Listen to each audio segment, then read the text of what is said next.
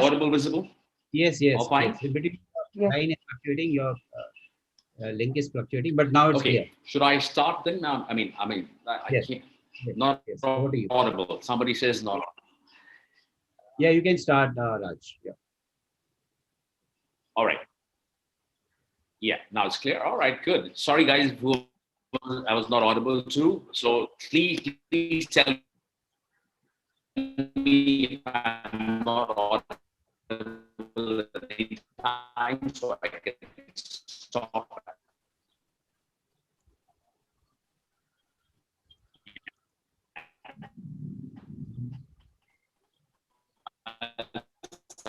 I'll start showing a small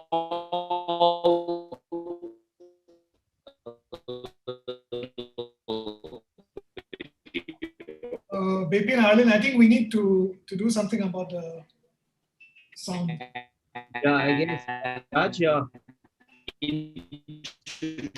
Bipin, Bipin, Yes, I can hear you, Ali. yeah. Can you suggest for him to join through his phone and use his phone for the audio purpose? Because his voice is lagging, I think, with the Wi-Fi that he's using. So ask him to use his phone to speak. Yeah. Raj, are you there? I will call him up. Just hold on. Yeah, I think you need to call him up and tell him to log into the phone numbers to speak. Just give us a couple of minutes, guys. Raj has been having some technical Wi-Fi, basically tech issues at his place. So we experienced the same thing yesterday when we were talking to him. So give us a couple of minutes. Sure, no problems. Sure, Thank Arlene. you. Thank you. Hello. Yeah. Your link is out, or you are in the session, right? No, yeah, because we are finding it difficult to hear you.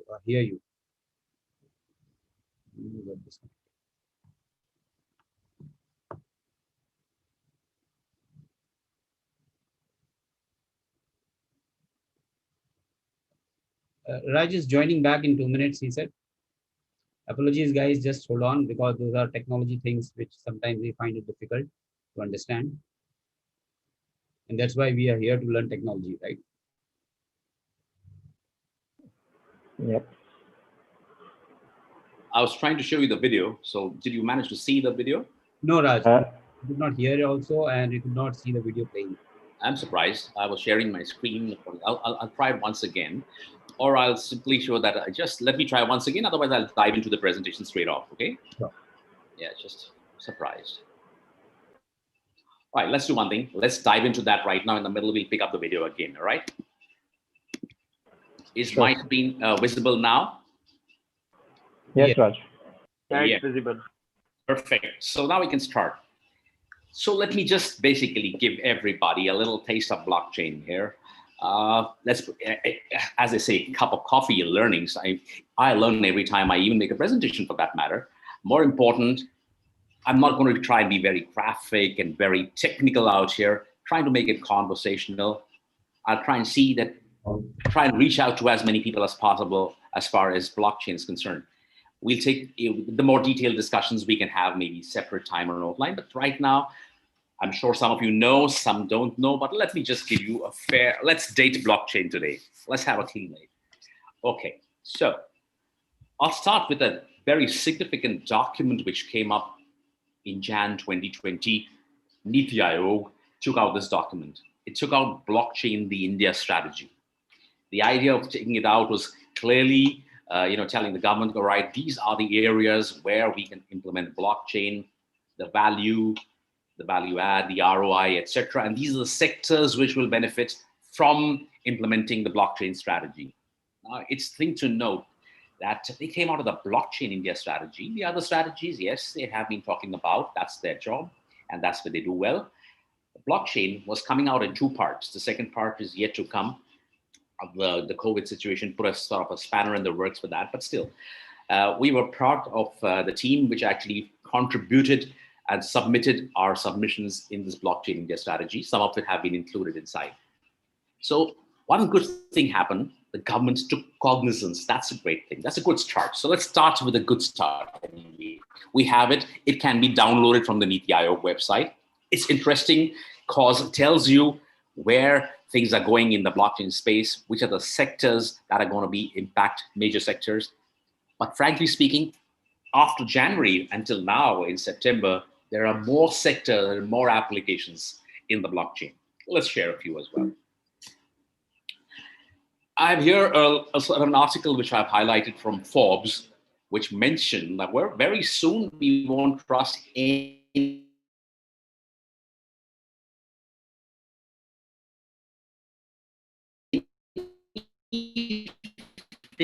unless it's backed by blockchain. Let's hear what people say, and then we'll come to know why they are saying all these things. It's statements of value. So that's one thing. We have this lady, Blight Masters. She's the CEO of the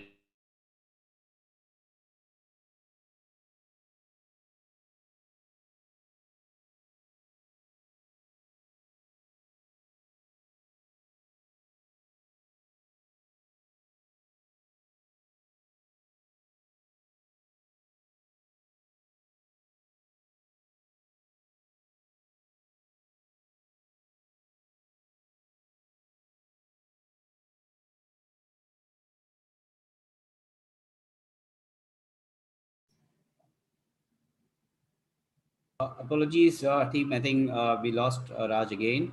Yeah, I'm back. You're back? I'm here. Sorry. I don't know. My mic is getting mute all the time. I don't know why. Okay. Somebody's muting my mic. So please. No, your screen also goes and your voice becomes feeble in between. I'm so sorry for that. Let No, me it's okay. let me see if I can zoom. Okay, just let me know again. All right. Am I okay now? Yes, much better. Right. Thank you. Yeah, that's technology. One of my reasons why I always say the internet technology should come on the blockchain. Anyways, yeah, my screen visible, and am I audible?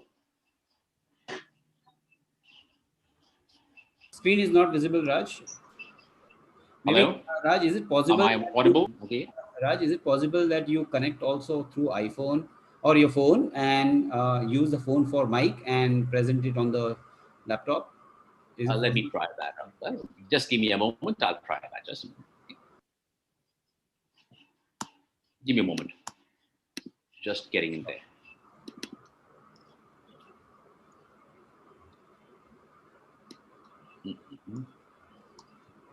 And here, try it again. Okay, I think now we should have solved the problem. Just a sec. Share screen, and we have this. Okay, audio, video, okay? Yes. Yes. Yes. Right. So okay, just keep pinging me if I'm not audible or something. So we keep on trying to figure out. All right. So we have a statement here from Forbes, and we have a statement here which says blockchain is as significant now as the internet was 25 years ago.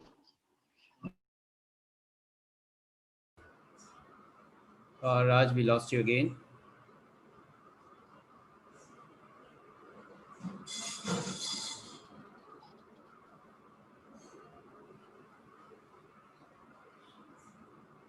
Am I? Yeah, I think your voice keeps moving in and out.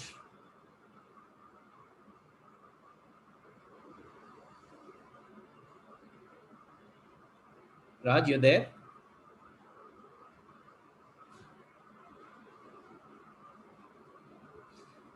Oh, I think he got dropped out again. Sorry, guys. I mean, today, I don't know, some challenges which Raj is facing. Please bear with us. Care of my challenge now. I'm using my hotspot, so I'm not relying on Airtel or anybody else. Okay. Yes. So I put my video is off for now, so I'm not going to use my video. I'll just use my share option, and I'll start sharing again. Sure, And Raj. my apologies for the drop. Internet challenges all never cease, but anyways, we got to keep our work on. Right, I'm sharing screen and my video goes off. And are we back now on the screen? Yes. Yes. Perfect. Okay, now no video from my side. It'll be pure. Okay, so we have Flight saying this.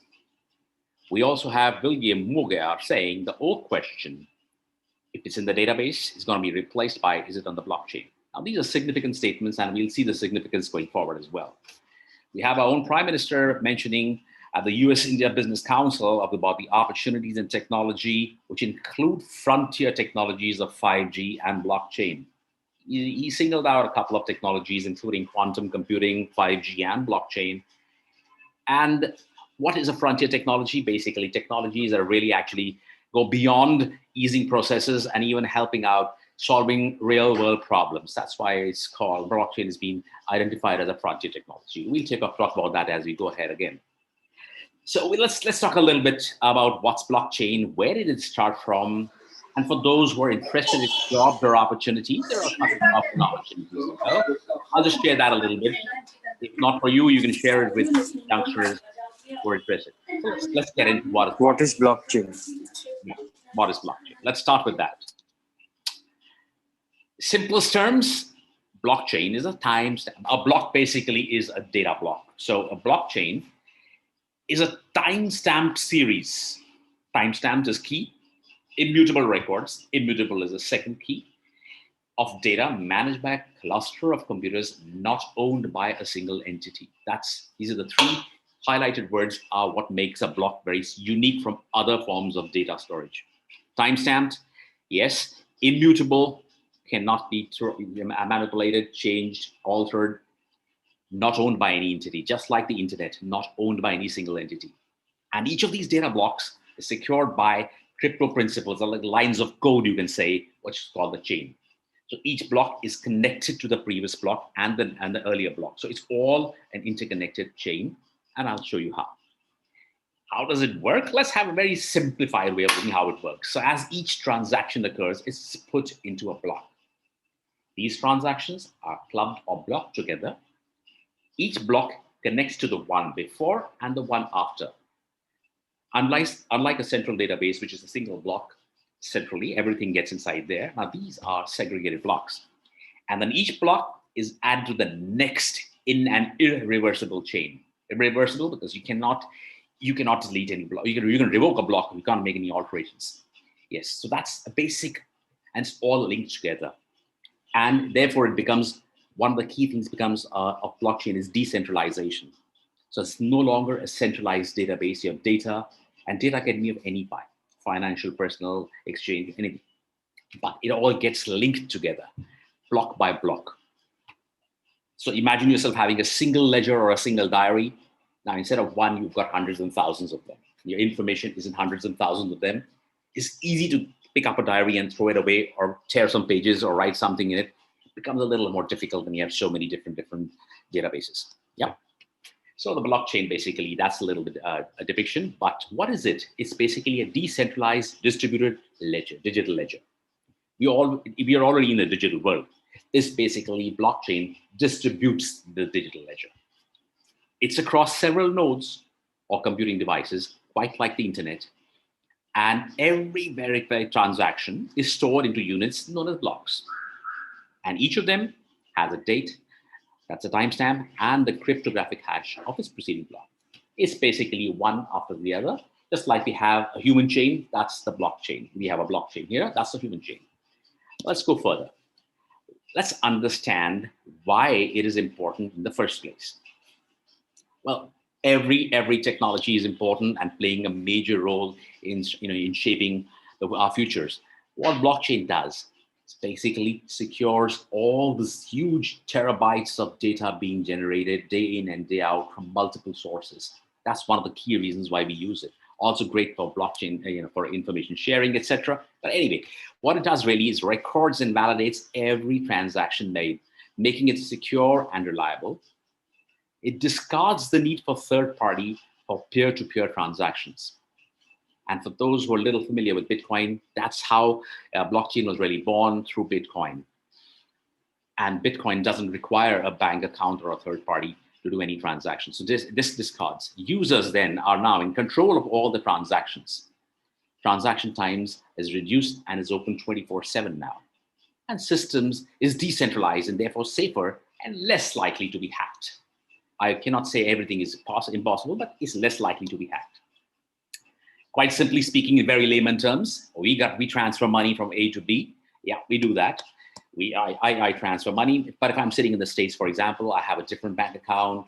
My friend has a different bank account in India. So we open up our apps, use the internet, and well, in some time, money is transferred. And in a matter of minutes or a matter of hours, depending on from where we are transferring and the amounts we're transferring, it reaches the last person. Perfect, working very well. Every one of us uses it at some point. Now, how has blockchain made it different? And how can it make a big difference? See, right now, we have always a third party involved. We have a bank or a MasterCard, Visa, you have a Paytm, you can have BeamPay, UPI, whatever we use, Google Pay, whatever we use. Every one of them is linked to our bank accounts right now. With the advent of blockchain, even the banks are realizing that at least the cash settlement is going to be under threat, or not under threat, or at least going to be challenged. So, because Bitcoin does what? We send the money, and this bank in the middle here is no longer required, or a middleman or an intermediary is not required. So now we can send monies or information or transfers of data, anything, from peer to peer, and that becomes the core base of blockchain, peer-to-peer transfers without intermediaries. And now your data, your information becomes disintermediated, distributed, decentralized, and trustful. That's because we have, and that's the network which we have here, all blocks all across. So your centralized database now becomes a decentralized database, and thereby more secure. This also is called programmable trust. Trust can only be earned, really, actually speaking, but in technical terms, it's called programmable trust because you can program what you want on the blockchain to enforce this trust. Right, so the main idea, as I said, single ledger now, which is prone to errors, tampering, deletions, losing. Oh, well, we've got cases of the Malias, etc. We've got a lot of bank frauds happening. And one of the reasons is because the data can be manipulated. I'm not saying it is all the time, but it can be manipulated. It can be altered. Entries can be made, not made, etc., etc. Even with all the protocols, it's not as difficult. Ask any hacker, he will tell you that. Okay. Now, this becomes now distributed. It's become all over, permanent and immutable. It's very interesting to understand why and how blockchain came, actually. And that's why is it important? Because it actually gives you the reason why it's become so popular in the last just 12 years, 10, 11 years, not even 12 years. 2009 was the first application. So we got about 11 years. And it's interesting to know just a little background. From the depths of the financial crisis, I'm sure all of us have experienced this global meltdown in 2008. And we had a lot of repercussions, not only in the United States when the stock market crashed, but the repercussions were felt globally. People basically lost faith in the financial system during those times. And somebody behind was actually starting this entire crisis. And the reason, somebody smart enough to know, right, we can have an alternative system, just let's see how. So in 2008, October 31st, the Bitcoin white paper was published. It was published, okay? There was a significance of this paper, and I'll come to you in the next slide. And it was attributed to a gentleman by the name of Satoshi Nakamoto. Now, Satoshi Nakamoto, I don't know too many of you know, is basically in most people in the space, in blockchain, know that it was a pseudonym or an alias. He was not a real person. That's not a real person's name. Reason could be plenty. You're making a system which bypasses banks. You're making an alternative currency. You're asking for trouble in America, that's for sure. But it is attributed to him. Now, what is the little secret behind it? To say, this is what is a very common theory. May or may not be true, but just I'm sharing it as a little aside. There was a consortium of these four countries, these four corporates, which actually created this parallel system. That was Samsung, Toshiba, Nakamachi Corporation, and Motorola. And that's how the name Satoshi Nakamoto comes about. There's no proven record, but that's interesting just as an aside. So that's what he says. I am Satoshi Nakamoto. These are the four corporates, obviously for their reasons which they wanted, but that's what. So what's important actually is what the paper said. It basically allowed payments to be made directly from one party to another without going through a financial institution. Now, Bitcoin was the first working example of blockchain. The blockchain was the platform on what the Bitcoin was built, with all the protocols of trust, immutability, timestamping, efficiency. All the pillars of blockchain were on the Bitcoin. So that became the first iteration of blockchain, actually. So therefore, there's a lot of confusion sometimes when people think, oh, right, Bitcoin is blockchain, blockchain is Bitcoin. To keep it in a very simple way, if blockchain is the road and Bitcoin was the car on it at that point of time. So a little bit about Bitcoin. What is Bitcoin? It's a cryptocurrency. It's a medium of exchange created, stored in blockchain, using encryption technologies to control the creation of units and verify the transfer. And this is all people who don't even know each other. It has no intrinsic value. It has no physical form. Its supply is not even determined by any central bank or the Reserve Bank. And the network is completely decentralized. So it has no physical form, exists only in the network. You cannot redeem it for gold, commodities. Although some countries now are accepting it, India is not going to be doing it for a long, long time. But anyway, just to have an idea, that's what a cryptocurrency is. And yesterday's news, the Bitcoin is worth $11,000. That's the value of Bitcoin. And it does not even exist in the network accepting on the platform. There's been an evolution. We are right now in the third wave of blockchain. And this is just for a little bit of knowledge. Bitcoin started off in 2009. Ethereum came and changed the paradigm. Ethereum came and said, well, you can't just use blockchain in finance. There are many other applications. So let's get into other applications. And even today, Ethereum is one of the most popular platforms to actually create these programs. Anyway, Hyperledger came in 2015 by Linux, Corda, Algorand. Now we are in the third wave. That is after Hyperledger. The first two waves finished here. We're in the third wave of blockchain. And that's what we're doing here. The first wave was awareness. The second wave was experimentation, creating the proof of concepts. That was important. One was the awareness. People started getting aware. It took a long time, took 5 years. But the next 2 years were really rapid. And there was a lot of experimentations and POCs being created. And the third wave, which is now ongoing, we're moving beyond the proof of concept and developing front ends, APIs, transformations, actually using them now. So these are the three waves right now, which we've gone through. Let's have a look at some of the sectors using blockchain. Apart from banking, we got the government there are a lot of projects going on right now in the government of India as well. We got a lot of retail. Walmart is using blockchain extensively in the supply chain. Show you how.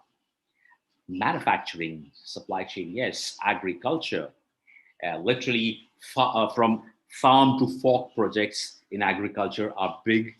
And right now we are doing a project with the government of Haryana.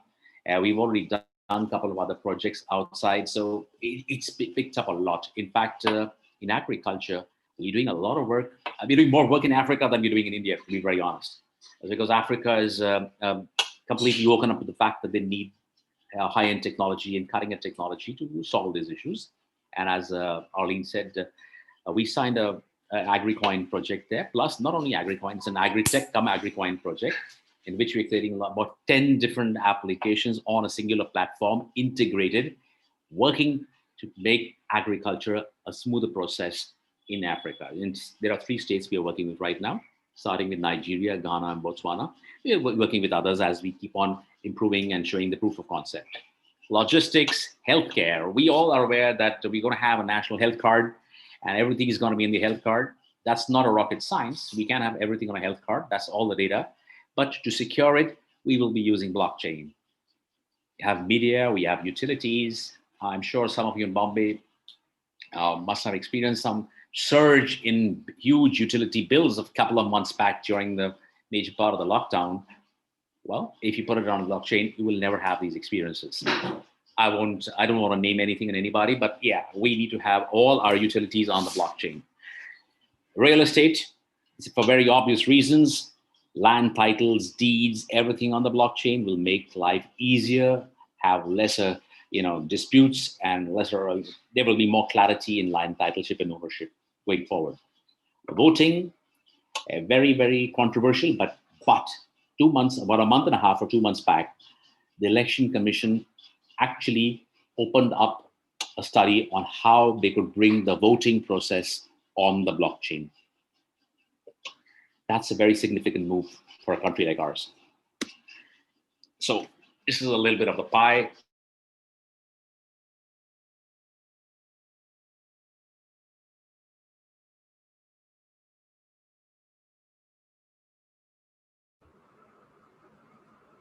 Raj, can you hear us? We lost you, I guess.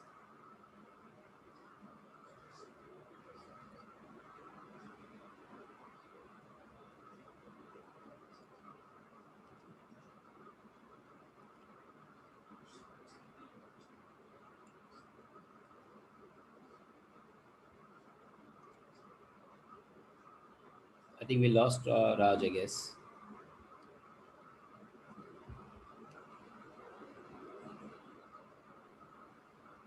Yeah, I think so too, Bipin. I'll call him up. But I think it's been interesting so far. Yeah, so actually I think he's got dropped off. So maybe you want to call him and check, and we can maybe reconnect. Yeah, he's trying again. Yeah, all right. Okay.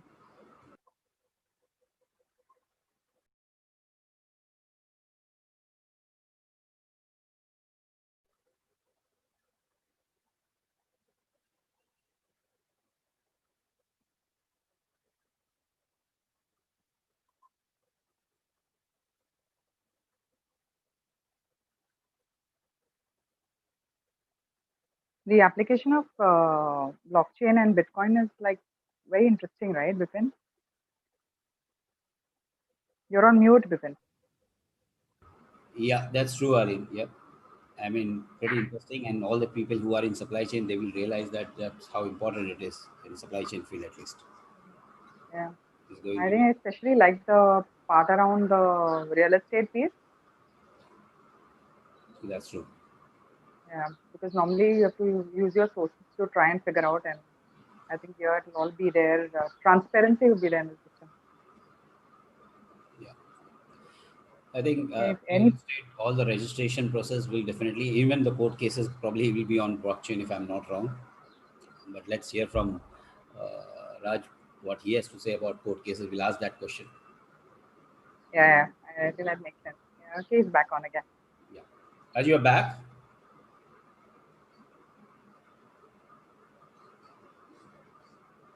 Your voice Yeah, is. he's on mute. He's on mute. He's on mute. Yes, I'm back, and sorry for the little interruption once again. No worries. It happened. So, yeah. So here we go again and have a look at some of the cases happening, government cases happening right across India. We are doing some work in. Raj, just to interrupt, the pie chart, when you are on the pie chart, you got dropped off. So maybe if you can revisit the pie chart again. Yeah. So the pie chart is basically what's happening in which of the sectors really being using blockchain extensively.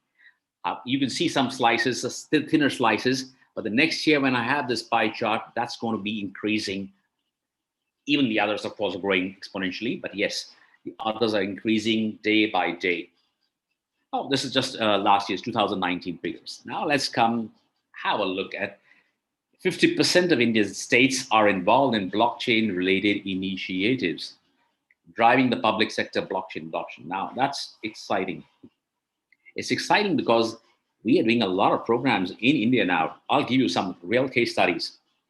In Kerala, for example, we are working with the government of Kerala and a couple of independent bodies on creating a workforce of 20,000 blockchain professionals by 2022.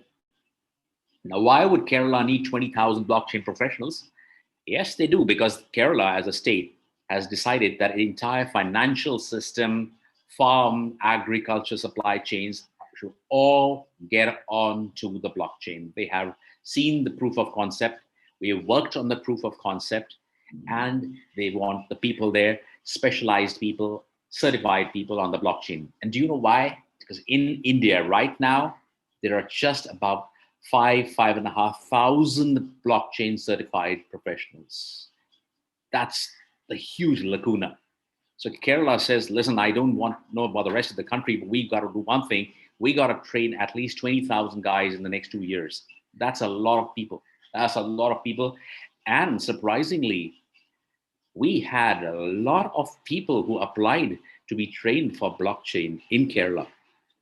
And a similar phenomena happening in Andhra Pradesh and Telangana.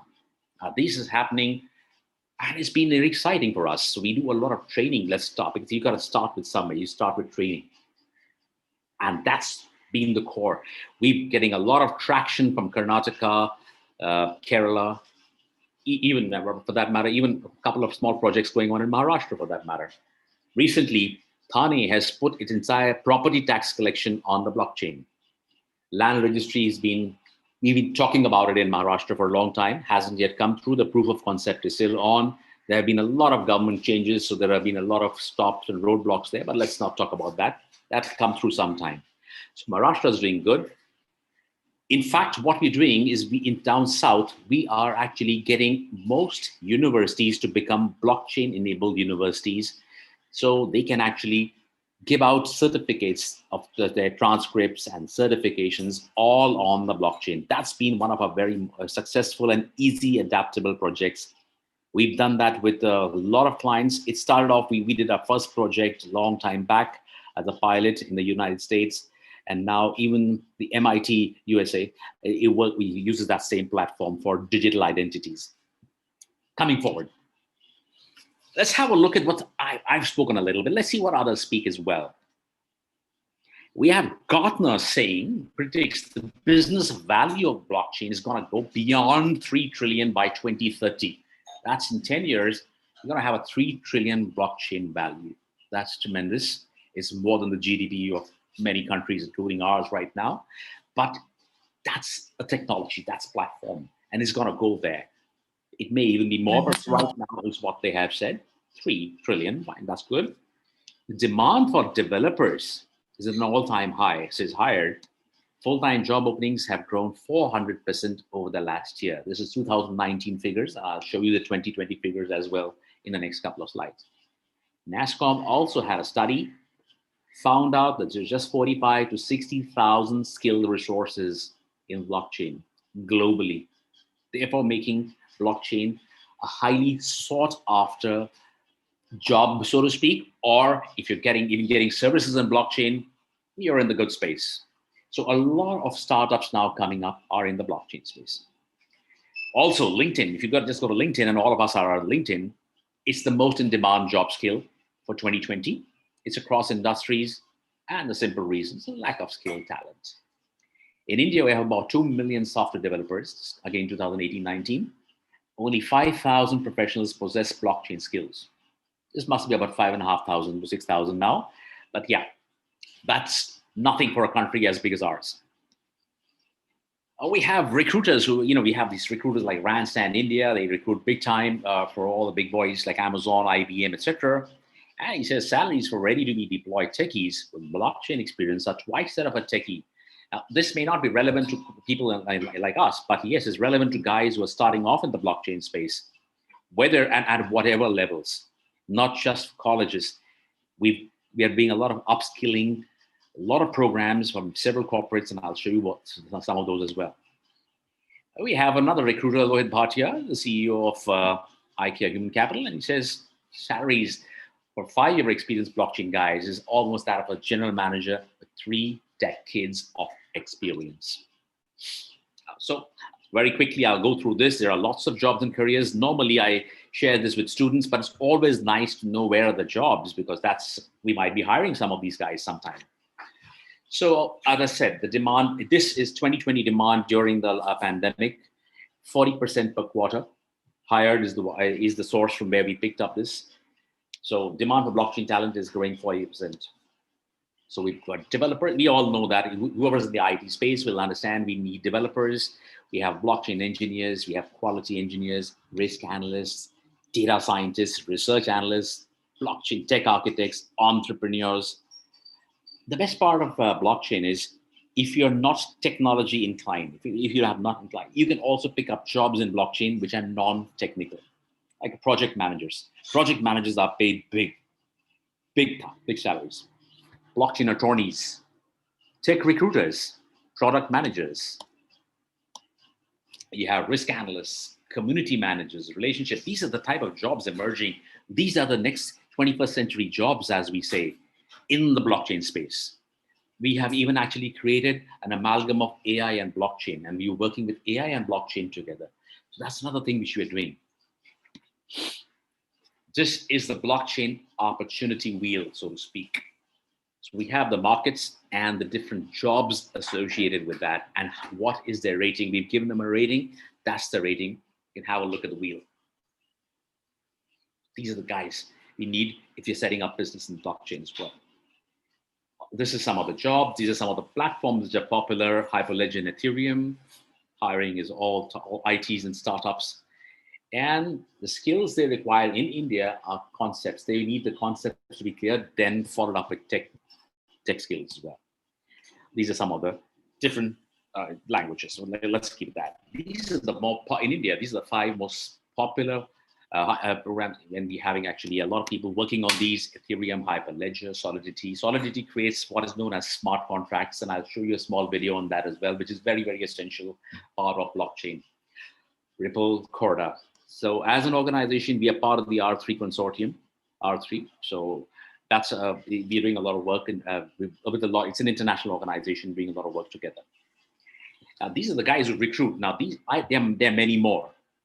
These are the guys we work with in reskilling their workforce in blockchain. Now we don't get too many freshers in blockchain, so therefore we do a lot of upskilling and reskilling. We're doing a lot of work with them. IBM is one of our partners. Deloitte is also one of our partners, doing a lot of work again. So these are the guys recruit. Now, let's come to some more interesting world facts and figures. Let's forget, By the end of 2024, corporations will spend 20 billion per year for blockchain technical services. So there are a lot of companies now in India which are providing these technical services. The Silicon Valley is outsourcing a lot of the technical service management to India. That's great. We've always been tech savvy in India, so why not pick up the pace? So blockchain projects are going to add 360 billion value. The billions sound good, but what's really, really essential is to understand the opportunities. These are the opportunities because we don't have the right people. We don't have too many blockchain companies or companies adapting to blockchain. We don't have too many. That is the opportunity, huge opportunity. And the world's largest banks are investing 50 billion to build a blockchain-based digital cash settlement system. They say if you can't beat them, you join them. And that's exactly what banks are doing. They don't want to be left out of the game, so they're putting it up. In fact, in India too, JP Morgan has a fantastic banking platform, and 7 Indian banks led by ICICI and Axis Bank have already joined the blockchain, JP Morgan's blockchain platform. Other banks, I'm sure, will follow suit when they see the success of these, because you can save millions of dollars anyways. By 2025, 55% of healthcare applications will adopt blockchain. Again, blockchain means trust, immutability, security, efficiency. That's the pillars. They're going to anti-centralized. Therefore, it's always going to be a preferred choice for young startups as well and new products. Blockchain investments up to 80% in the first 3 quarters of 2019. And finally, as I said, banks and financials, they're joining in the blockchain. They're saving $12 billion a year. That's a lot of saving. Some news in the last few months, 6-8 months, are The Supreme Court overturned the central bank's ban on trading in virtual currencies. Now, this is still a controversial subject in India. Big controversy is there still, whether we should allow trading or not. That aside, it's a significant move that the Supreme Court allowed it. They overruled the central bank, that's the RBI, and they said, yes, you guys can do that. However, there are no compliances and frameworks right now, so it's going to be a long haul. In fact, we've submitted a paper on the advantages of actually allowing that. We've submitted a paper. I have the paper with me in case anybody would like it. I can share that as well. So we have another company like Binance set up a 50 million fund to integrate blockchain startups in India. Blockstar is another one, and I'm on the advisory board of Blockstar India and work on the same lines with universities. We actually work with universities and startups and incubators in universities and help them fund blockchain-based backup startups and products and things like that. So that's something which is very exciting. We're getting down to the grassroots level, so to speak. As I told you about Kerala, 20,000 we are training because they're putting the entire financial system, agri credits, everything on the blockchain. They've been a true leader there. So that's another thing what we're doing. As per the current trends on LinkedIn, blockchain jobs are again most sought after jobs in India. We had a look at what's happening in India. Just a very quick look what's happening around the world as well. We have Scott Morrison, he's the Prime Minister of Australia, on 15 June saying that we must adopt new technologies such as blockchain. And he created a job maker agenda, which amongst other jobs, shortlisted blockchain and said we need about 25,000 blockchain professionals in Australia over the next 2 years, because Australia is moving their entire financial systems onto the blockchain. There is a news which has come a few days back. There is a gentleman by the name of Andrew Bragg, who's the senator there, who submitted a fintech report to the government of Australia, indicating why they should be moving everything onto the blockchain. So in his job maker agenda, we have Scott Morrison talking about blockchain as a preferred technology. And they have actually come out with a program. They're coming out very soon. It's called Project 100, which they are actually asking different countries to provide 100 blockchain experts from their countries, and they're fast tracking the PR process for them as well.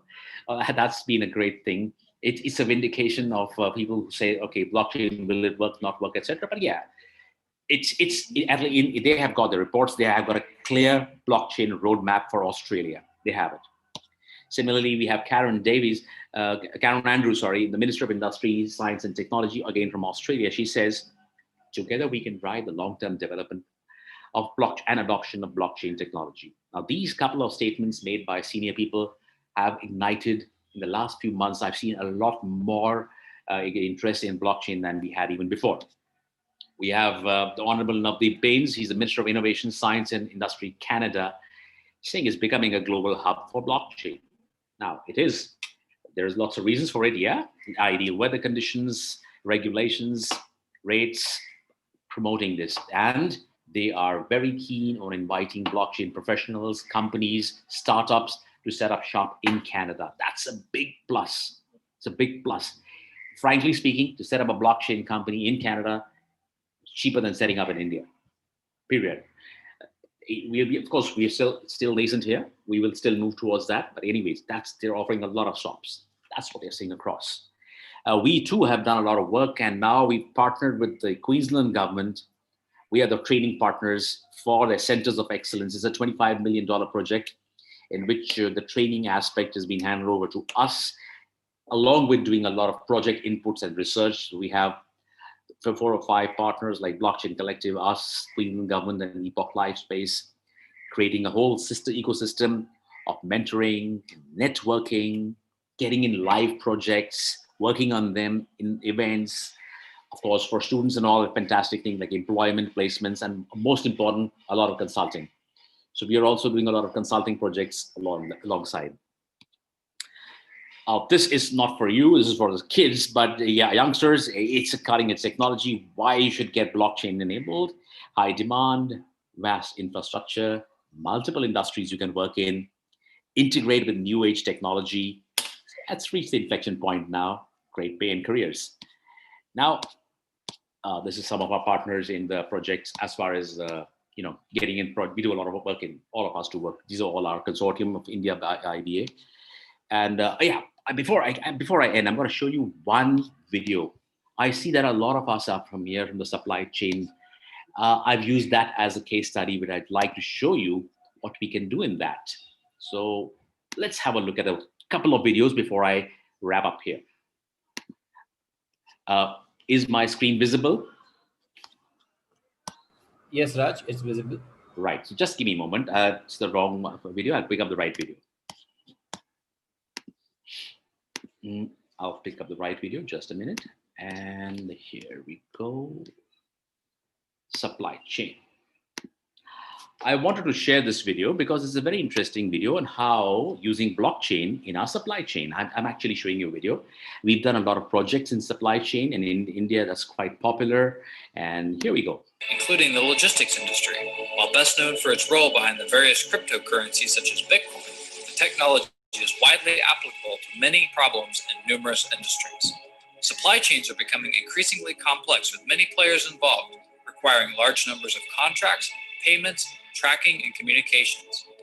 Blockchain is one such technology predicted to help better connect the many players and handoffs within the industry, bringing efficiency to the many disjointed elements in any one specific supply chain. Broadly speaking, blockchain technology describes a distributed, highly secure platform, ledger, or database where value, everything from money, stocks, bonds, intellectual property, deeds, music, and even votes, can be stored and exchanged without powerful intermediaries. Blockchain in the logistics industry will likely be used as a distributed ledger, which could provide better transparency throughout the lifetime of a shipment.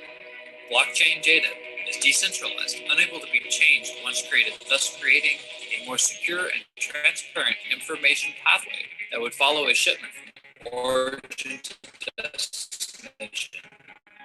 Due to this decentralization, it is unlikely a system could be disrupted due to a localized failure or attack. The implications could mean quicker processes, lower transactional costs, and more secure and reliable data exchange within the industry. However, for this to happen, there needs to be a unified set of standards across the industry, and that's where the Blockchain and Transport Alliance comes in. Blockchain and Transport Alliance is a forum for promotion, education, and encouragement to develop and adopt blockchain technologies in the trucking, transportation, and logistics industry. Blockchain and Transport Alliance's goal is for members to participate, discuss, create, and adopt industry standard uses of blockchain applications and to provide clarity and direction for the development of blockchain technology in the transportation industry and a to create a common work to help organizations develop and adopt blockchain technology. Major players in the industry, including JP Hunt, BNSF, and many others, are coming together to craft a set of standards that could see blockchain be deployed within the industry. Over the next years, we would like to see industry adoption of blockchain and its application to a number of processes in the logistics industry. If you want to learn. Right. I show you another one and we wrap up because that's again to do with the blockchain, so that with the industry which we are in right now. And that's also interesting how smart contracts. I wanted to share the video rather than talk about smart contracts. Pretty self-explanatory here. So smart contracts are a very, very integral part of the blockchain ecosystem. And here's how they help us. How smart contracts can transform supply chains. Supply chains is just one of the sectors, but it gives you a fair idea where we can use smart contracts smartly for making business efficiencies. Imagine you decide to purchase a new computer. However, in this case, let's also imagine you're concerned about the working conditions in the factory where the computer was assembled. Or maybe you have a concern about the quality of a specific component inside the computer. Right now, there's no easy way to check where your computer came from and how it got made. The complex web of relationships that provide the materials, manufacture the components, assemble the parts, and deliver the computer to market is known as the supply chain. Hundreds of years ago, supply chains were fairly simple. Mines and farms provided natural resources to skilled craftsmen, like blacksmiths and tailors, who then created and sold finished products. Today's supply chains are much more complicated, fragmented, and difficult to understand. Hundreds or even thousands of suppliers all around the world contribute to make and ship the computer you just purchased. Most of the time, the various companies don't know about each other. And as a consumer, you likely don't know anything about how, where, when, or under what conditions your computer was made. This isn't just a problem for consumers.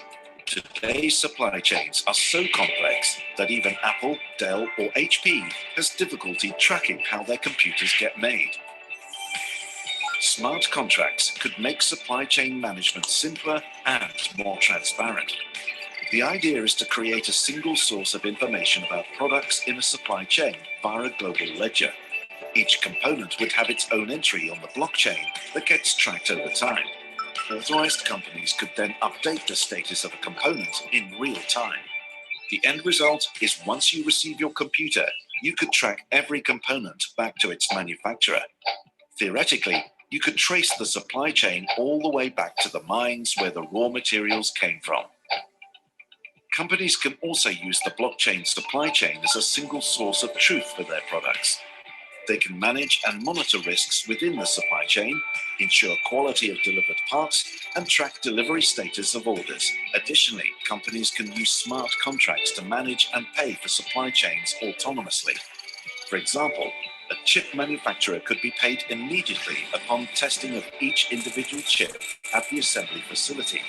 This would reduce the need for large contract invoices and the back and forth of refund requests for faulty components. Those same smart contracts could assist with shipping and logistics, tracking valuable products as they travel around the world. Using blockchain, companies can finally have a complete picture of their products at every stage in the supply chain, bringing transparency to the production process while reducing the cost of. So that's a little bit of what we're doing. And supply chain, of course, in India has picked up a lot. We're doing a lot of work in the supply chain space right now. We're doing a lot of work in the healthcare space. We're doing a lot of work in what we did a lot of work in the COVID space as well, but that's under in India. So I'm keeping that under wraps right now. So that's a little bit about blockchain for you guys. So I try to bring in some key components of blockchain in front of you, key industries where it's being used, a basic concept of what blockchain is. Of course, blockchain is a subject which we cannot really cover in about 45, 50 minutes, but yeah, it's a good introduction probably. And I'd love to hear from you, your queries, your thoughts, and I'm open for any questions right now. Okay. Thank you, guys. Thanks, Raj. It was quite interesting and quite exciting and overwhelming to see what all things can be done through blockchain. Really appreciate taking time and coming out here. One of the first questions, Raj, which came was, just hold on, I put up that question right away. Yeah. Yeah, it was how IoT being integrated in blockchains and how it is impacting supply chain around us. All right, I'll give a very brief answer to this. It's a long answer, but I'll keep it a very simple and simplified answer. IoT, anything which creates a data, there's a lot of data. Nice, okay, I'll answer the chat questions a little later, but I'll answer your question first. So my internet is a little unstable, so if you don't mind, I'll mute my video, okay? Sure. All right. So as we speak, anything which generates data, and that includes IoT, always requires the layer of blockchain for security of that data. That's one. Now, a lot of people ask me about not only IoT, but other subjects as well. And how really IoT, we can say it's blockchain technology. That's what I explained here. But now this is where the distributed Internet of Things, actually, we call it the distributed Internet of Things meets the distributed ledger technology. That's where we converge. A lot of IoT applications distributed on this technology can actually secure, just give me a sec. Yeah, it can secure the data, that's one. Can actually even analyze the data. We can have smart contracts, keeping a ledger, trail, everything. We can even basically tag everything. We can tag the applications as well. Now blockchain, just give me a moment. I'm getting a lot of flicker out here. Yeah. Just don't, yeah, thank you. IBM blockchain is doing a lot of work with artificial intelligence, IoT, and lots of applications. IBM is given, for example, trade lanes and logistics, smart contracts, and they merge the IoT in that as well. I can share with you an infographic a little later if you like. And the basic, let me just put it this way, there are three benefits of using blockchain with IoT. First and foremost, it builds trust, because that's exactly what blockchain stands for. It builds trust between parties and devices. That's one of the key things which I think IoT and blockchain converge. Second, it reduces the risk of collusion and tampering as well. That's the second. And also another very important fact, it reduces costs because it removes the overhead associated with the middlemen and industries. That's, again, one of the key pillars of blockchain, no intermediaries. And finally, I would say it reduces settlement time from days to near instantaneous. So there are 3 or 4 things which I think would be key in how IoT and blockchain are converging. I have written a small paper on that. So if somebody is interested in that paper, it's about 5 or 6 page paper on how blockchain and IoT, blockchain and AI, blockchain and cloud computing, blockchain and cybersecurity are working together. So if anybody likes, I'm happy to share that as well. Sure, Raj. So maybe this paper, if you can send it across to I will give you my email ID, then we'll mail it to all the people who have registered. Of course. I will send you all of them, like AI and everything else. So whoever's got, leaning towards AI, blockchain and cybersecurity, I'll send you 3, 4 papers. You can share it with whoever's interested in that. Absolutely no problem. Right. So there is another question from Amit, which is talking about how is the value of Bitcoin determined? The value of Bitcoin, just like any other stock market or anything else, is the same. It's a question of supply and demand. And as we say, it's worth $11,000 today. It's determined by the community themselves. We have about not just one Bitcoin. We have about 4,000 or 5,000 different currencies, cryptocurrencies. It's not difficult to create currency. In fact, I have mentored a company in India which has created its own trading platform when it does come across here. But basically, it's determined again in the demand and supply, just like we have on the stock exchange. Within the community members, they determine the values, and they also can bring it on the market as fast as they can take it up as well. So as a caveat, I always say, be careful before investing in Bitcoin, unless you are completely an expert in that. And you can do a couple of fantastic programs. I have done a couple of programs, and I have a community of 22 or 23,000 individuals from across the globe who invest in Bitcoin, and I advise them on when, where, what, why, how. But then again, in India, it's not done, so I am not really pushed it in India at all. Let the government decide whether we can do it. In the meantime, as I said, demand and supply is always going to be the reason if it goes up or down. Now we have somebody, for example, who's mining or who's actually accumulated 1 million Bitcoins. The day he decides to sell them, Bitcoin value will halve. So it's again, supply demand. Okay, great. Another question which comes from Joe is, can you tell us a bit about Bitcoin mining, and does this use blockchain technology? Yeah, Bitcoin mining is, in simple terms, I'll give you simplified terms for those people. It's not so technical really. It's basically a peer-to-peer computer process. Mining is used basically to secure and verify the Bitcoin transactions. So whenever there is a transaction, there are this community which mines these, which actually creates these entries and creates these blocks, block by block, block by block, block by block. So there are many, many hundreds of people involved in that. And it involves blockchain miners who add Bitcoin transactions to the public ledger of the past transactions. So if I've created one, the Bitcoin miner will create another.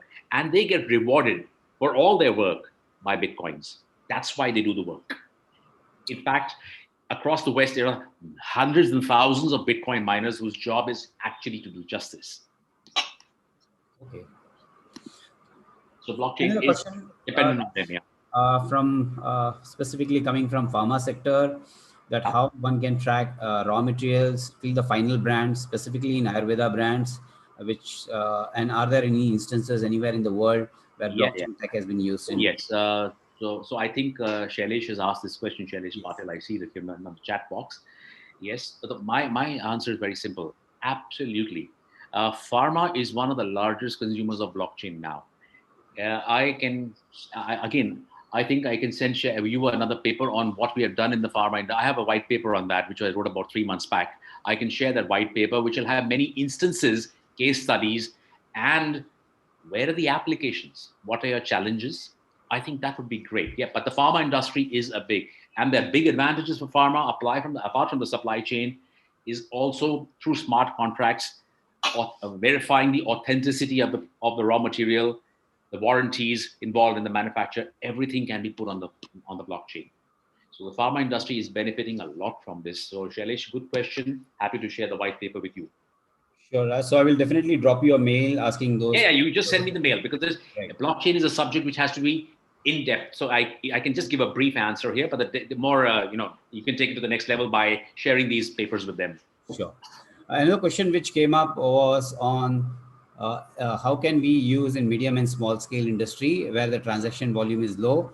How can we deploy this technology there? So that's another question which came up from one of the participants. Yeah, good question. Again, we are doing a partner with one of our partners in Africa, where all the MSMEs and the small and micro industries are all coming onto a single blockchain, rather than them creating separate blockchains and separate solutions.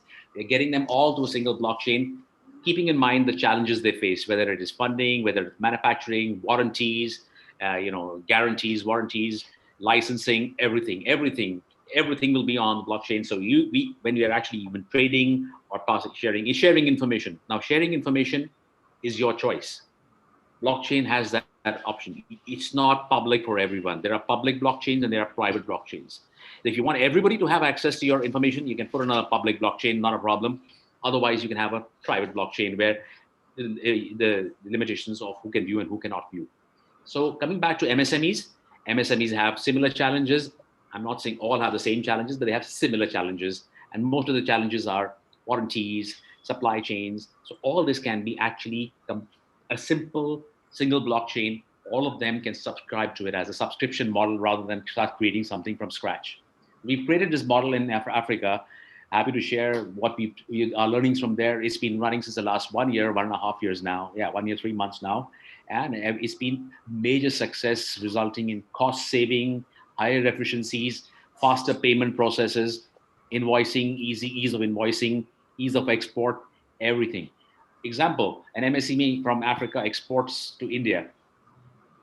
On the blockchain, he doesn't have to submit a single document. Everything is verified by his KYC and his documentation on the blockchain. Even in the West, they insist that if you're on the blockchain, it's better for us so we can verify whether you have the license to produce, or your licenses are valid, or your processes are in place, or are your standards in place, ISO standards, etc. So a lot of things can all be put on the blockchain for MSMEs. Right. Good. So with that answers the question, I guess, Keki, it answers your question, and Kritika, about transparency and open. Yeah, that's part of it. Yeah, transparency is your choice. I'll give an example of transparency. If I'm going to be in a supply chain, for example, as an organization, I can have a look right from the time it has, as I said, theoretically, we can get it right from the time of the product being mined or manufactured, right from there to the time it lands on your desk. We can theoretically do that. Most companies are not yet doing it, but Walmart, for example, has made it transparent for customers. I'll give you a Walmart case study. Walmart, 2 years back, roughly, yeah, they were facing a lot of complaints saying that, hey, you guys, your products are not as fresh as you say they are. Well, Walmart has a brand to protect, a name to protect, and said, guys, why don't we do something? And they sat down, brainstormed, and came across, they said, okay, let's first do one thing. Let's put our agriculture produce on the blockchain. So now when you go to, say, a Walmart, for example, you go to a Walmart, and they have a sack of potatoes lying there. You don't know how old they are, where have they come from, how have they been treated, whether they are, organic and non-organic, stuff like that. Now, next to the sack of potatoes, they put on a barcode, you scan that, and you can trace it back to the time whether it is grown in the fields of Haryana, whether it was in Vietnam, wherever, everything comes right there. Now, right from there, when was the seed sown? Was it organically processed? When was it harvested? When was it put into packaging material? When and how long it stood there? How many days was it in the warehouse to port to ship to Walmart, and in between all the ports it went through, whether all the documentation was, which the ports and the immigration authorities require, is it going to be valid, not valid? Everything, you can trace it completely. Now, some people don't want to know everything, but it infuses what is known as trust. Trust is the next weapon for all corporates going forward. So now I know that, okay, if this is a potato I'm buying, it's come from the fields of Haryana and it's fresh because it was, planted then, shipped in, and now it's come to me. So literally the farm to fork can be mapped, thereby increasing transparency. Now, this is because they allow the consumer to view this data. If you want, you can put it on a private network and you just view it internally and only access to whoever is there. But Walmart has put it public for anybody to can have a look. Their sales went up 37.1% over 2 quarters after they did that. That's a massive jump. That's a massive. Good to know that. Yeah. One more question, which was part of Kiki's question, was since everybody it's an open network and everybody is authorized to can authorize the transactions, there could be a fake multiple users where they can authorize such incorrect transactions. So what's your view and opinion on that? Okay, it's quite simple. I'll put it in very simple layman learn. Like there is a team of 5 of us, for example, and each of us have got a separate task to do on the same project.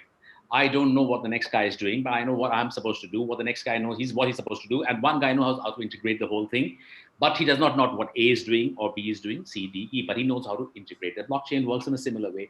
Therefore, data is mined by different miners. Data is pumped in by different miners and linked accordingly. Once linked, nobody else has access to it. So again, I'll ask Kiki, I'll read the question and answer very specifically. It authorizes open networkers to authorize the transactions, which means a fake multiple user trail can be created.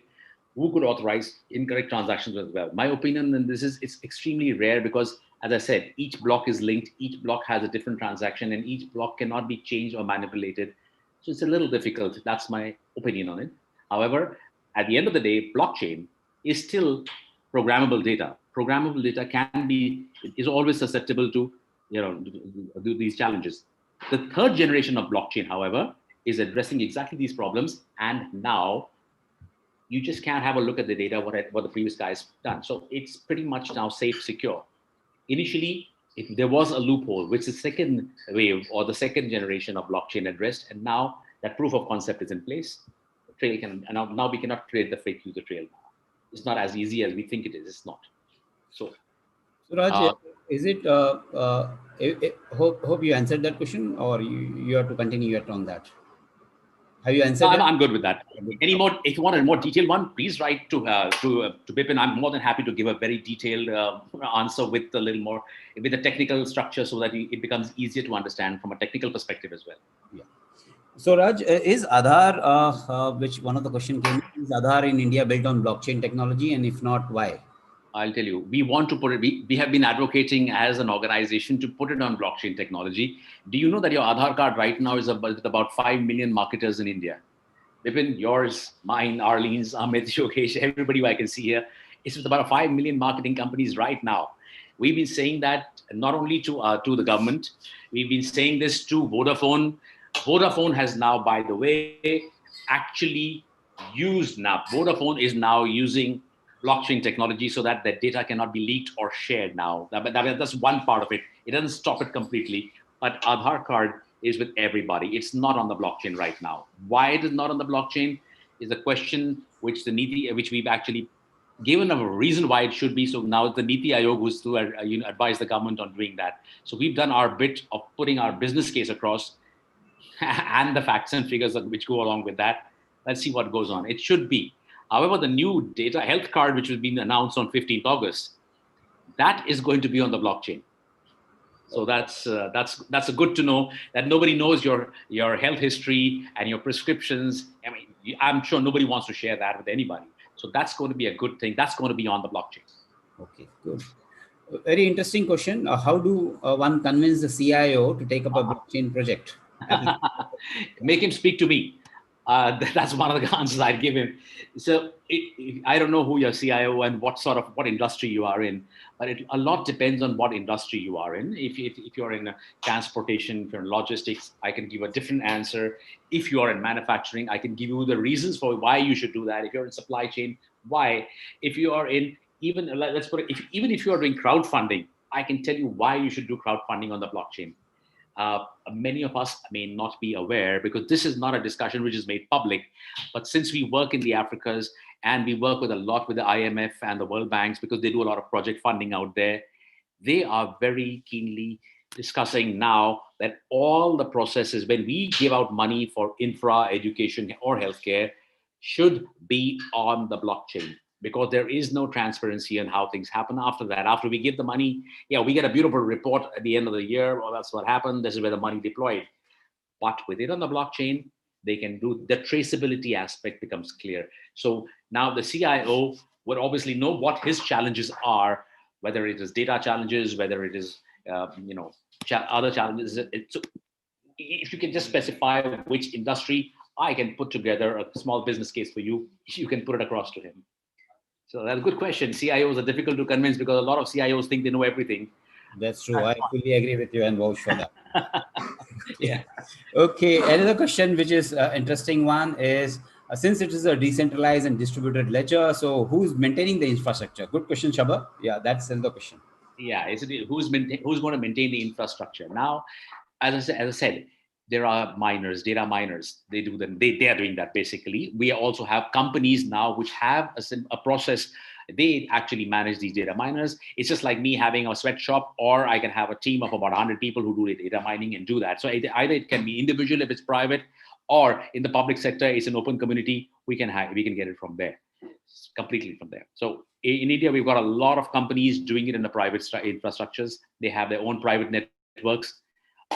Anybody in India needs to get it done from India because it's much cheaper out here. So, or Canada. Canada has a very cheap electricity, and electricity plays a major part in data mining. So, Canada or India, they have a lot of private parties doing this. Another one is there are a lot of questions this time, especially on the Cup of Coffee learnings. I would say, Raj, you have excited everybody. Okay. I excite myself every time I learn. I learn more myself, and the questions make me help me learn more all the time. Right. So yeah.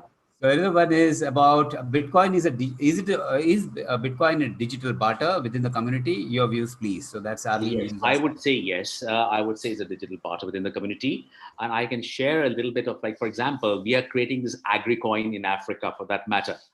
Now, the AgriCoin is not going to be used for buying and selling, for regular purchases like you and I make with cash and currency, but it's going to be, like, for example, if I have 6 bags of excess 600 bags of wheat extra, we can barter it through, we can buy that through the Bitcoin. So within the community, we can do a lot of buying and selling. So yes, it's more like a barter within the community. So the AgriCoin will be used only by the agri community. Now, by the way, for example, they have paid me they're paying me, for that matter, in AgriCoins. Okay. So the AgriCoin, I'm hoping in the next 5 years becomes a very popular denomination, and I've got a very substantial amount of them. I'm very happy to have them with me. So AgriCoin is barter. Yes, at that time it'll have value because it'll be listed on, just like Ethereum and other cryptos are being listed. So once it's listed, which will be by the end of the year, it'll be good. So yeah, it's a barter.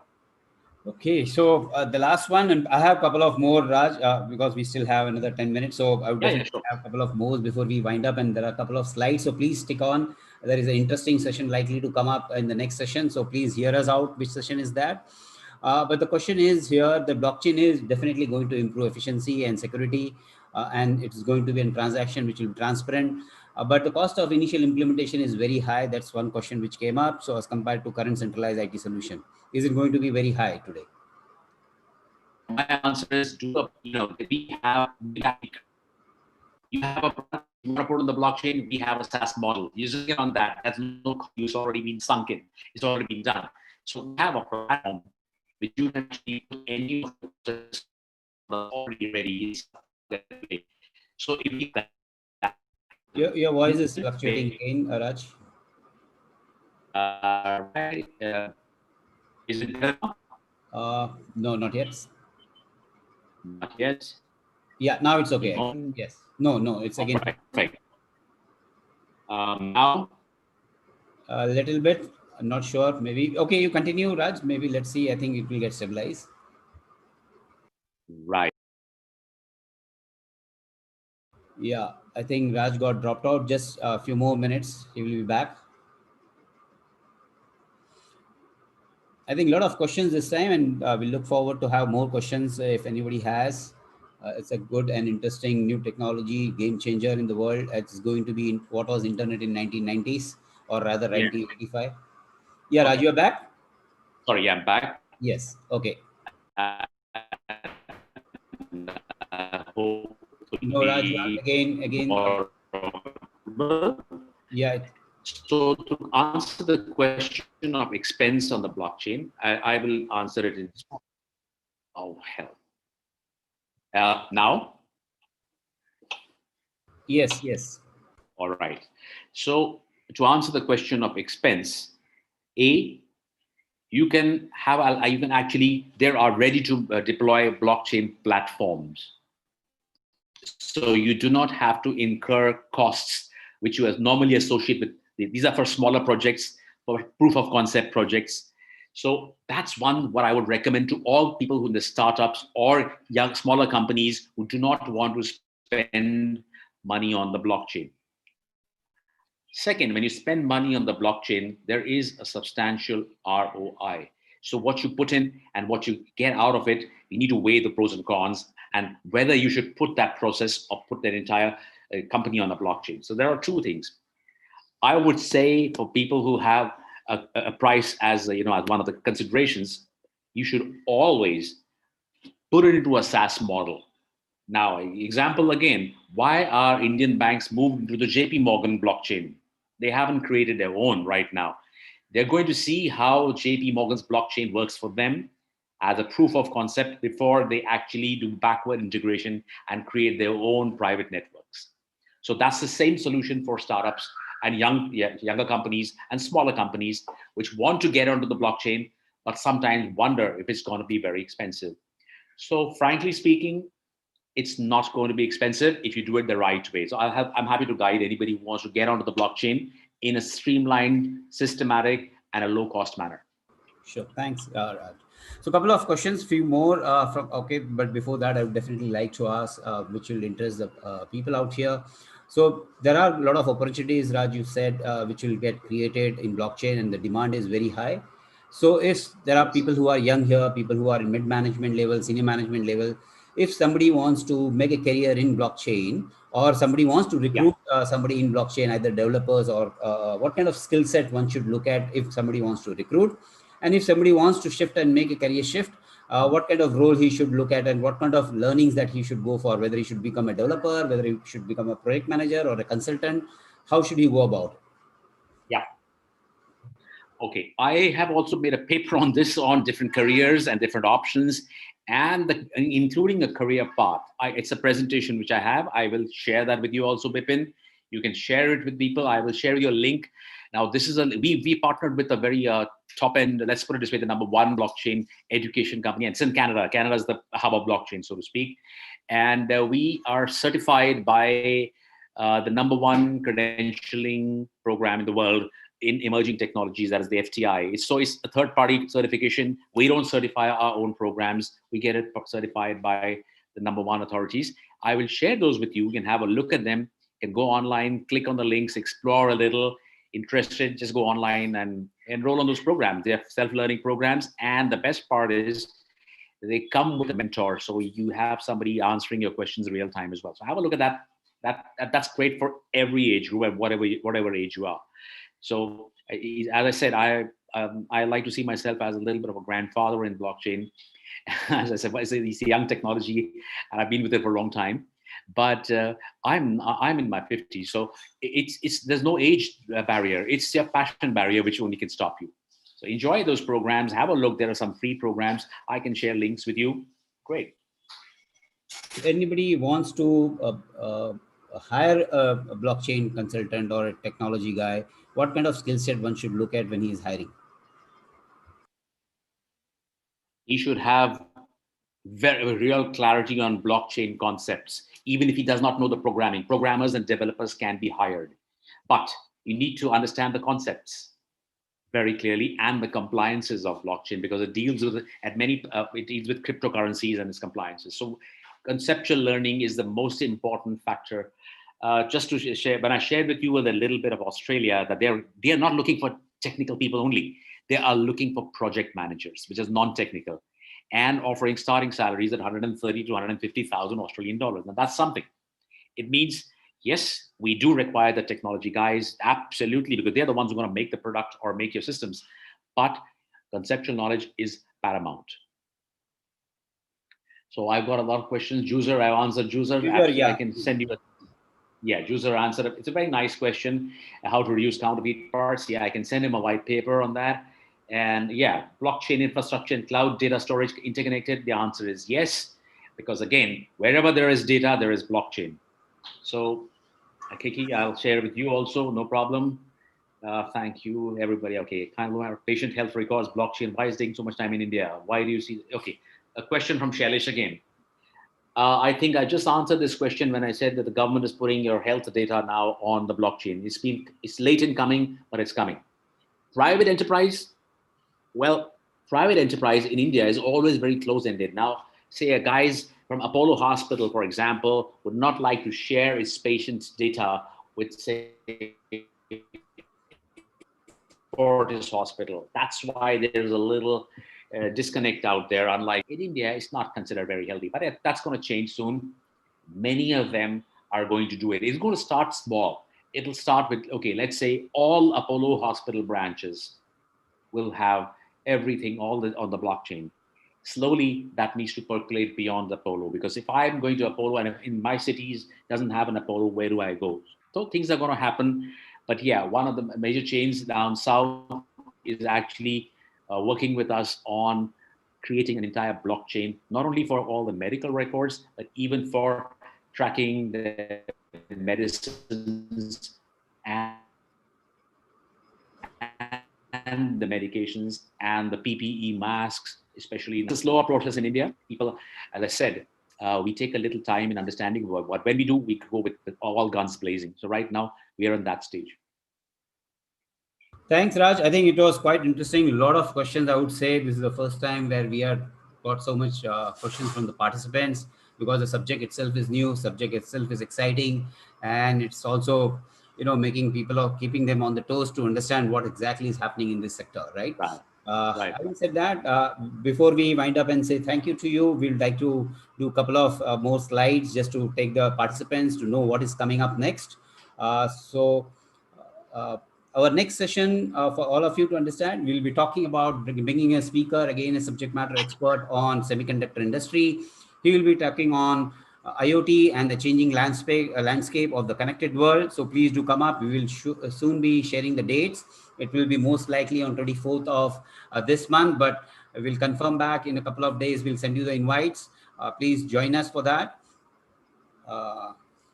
And let's join together and award this appreciation certificate to Raj for coming over here, sharing his insightful knowledge on blockchain and how it's going to change. I think definitely after hearing Raj, we would have got all excited, and we will go back and do more Googling to find out more. But do stay with us. We will be sending you the case studies and everything which Raj said. So when you get this, you will get it in your mails. It will come from Cup of Coffee IDs.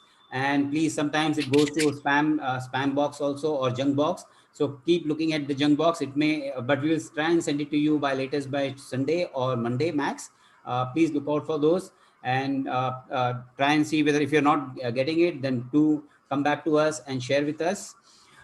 Considering this Cup of Coffee is a nice platform, and where we want to share knowledge, it's as Arlene said, it's knowledge philanthropy. So definitely what we want as an expectation is no registration charges, but we want, when you get these invites, please forward this within your groups, within your friend circles, so that more and more people can come on this platform and gain more knowledge.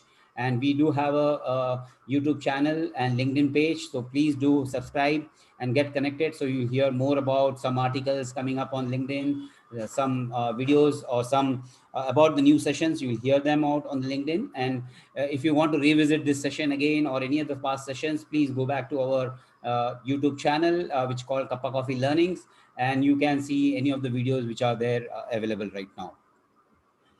With this, and we have an email ID here. If somebody wants to drop in an email, it's at connect@kappacoffee.com. If anybody wants anything specific or any specific question that you want to ask Raj, please drop a mail to me, and definitely we'll get it clarified and get back to you on that. Yeah.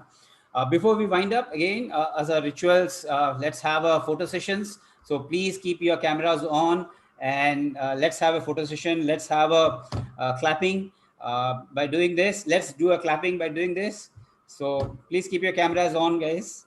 Support us, and definitely it will be helpful. It's encouragement for the speaker also, that yes, we are clapping for the speaker, right? So okay. Please keep your cameras on. Wait 1 more minute. I have to take one more screen. Yes, a lot of people cameras are still not on. Request is to keep the camera on, please. Okay. Hope, thanks a lot, Raj. Again, once again, thanks. It was very interesting session. All We right, appreciated you coming over, taking out time, and sharing the knowledge here. Look forward to hear you again in future, something. But definitely we'll lots of right. All right, folks. Thank you so much. Thank you, Arlene. Thank you all who's attended. So great. I'll answer all questions. I'll send everything what's required. It's the passion. I enjoy the passion. Anybody shares the passion, happy to share completely. No problem. All right. Take care, guys. Thank you, Raj. Thank you, everyone. Thank you, everybody. Thank you. Bye. Have a nice weekend. Thanks.